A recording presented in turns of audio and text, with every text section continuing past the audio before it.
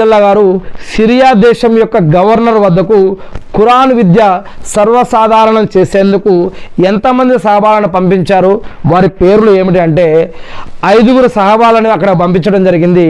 వారి పేర్లు ముఆజ్ బిన్ జబల్ రజిల్లా గారు, ఉబాదా బిన్ సామిద్ రజిల్లా గారు, అబూ అయ్యూబ్ అన్సారీ రజిల్లా గారు, ఉబై బిన్ కాబ్ రజిల్లా గారు, అబూ దర్దా రజిల్లా గారు. ఏ సహాబీ పేరు ఖురాన్లో వచ్చింది? ఇంతకుముందు చెప్పుకున్నాం కదా మనం, ఏ సహాబీ పేరు ఖురాన్లో వచ్చింది?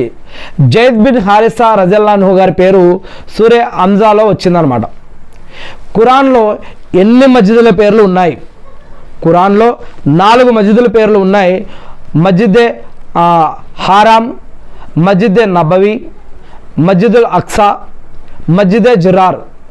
మస్జిదే జిరార్ కపటలు నిర్మించినారు. తర్వాత అల్లా ఆజ్ఞ ద్వారా ఈ మస్జిద్ను ఆనాటి కాలంలో కూల్చడం జరిగింది.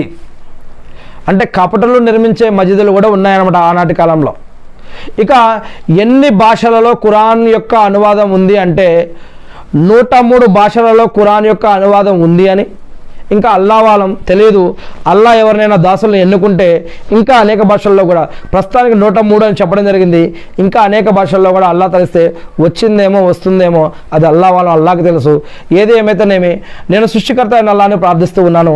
అల్లా మీ యొక్క దయానుగ్రహం వల్ల ఏదైతే ఇప్పుడు మేము ఈ యొక్క విషయాలు తెలుసుకున్నామో, అల్లా దీనిని బట్టి అల్లా మీకు కృతజ్ఞతలు తెలియజేస్తూ ఉన్నాము.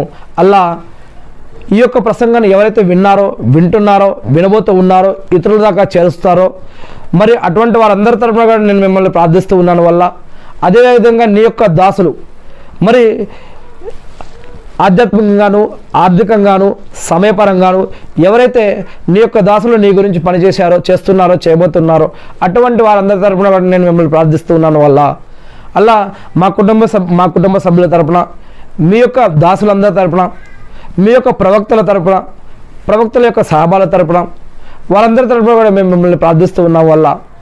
అల్లా మా అందరి యొక్క పాపాలను క్షమించండి వల్ల.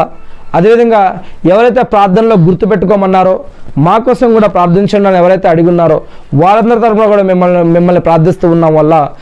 అల్లా కరుణామయమైన వల్ల, పరిశుద్ధమైన వల్ల, మమ్మల్ని సృష్టించి నడిపిస్తున్నటువంటి వల్ల మా అందరి పాపాలు క్షమించండి వల్ల. అల్లా ఇబ్రాహీం అలైహిస్సలాం గారిపై, ఆయన కుటుంబ సభ్యులపై, ఆయన ఉమ్మతపై శాంతి సౌఖ్యాలు కురిపించిన విధంగా అల్లా ప్రవక్త ముహమ్మద్ సల్లల్లాహు అలైహి వసల్లం గారిపైన, ఆయన కుటుంబ సభ్యులపైన, ఆయన ఉమ్మతపైన కూడా శాంతి సౌఖ్యాలు కురిపించి మకామే ముహమ్మద్కు ప్రవక్తగాన్ని వారసుడు చేసి అంతిమ దినంలో వసీలతా స్థానాన్ని ప్రవక్త ముహమ్మద్ సల్లల్లాహు అలైహి వసల్లం గారికి ప్రసాదించండి వల్ల. ఆమీన్. అల్లా మా అందరి యొక్క పాపాలను క్షమించండి వల్ల.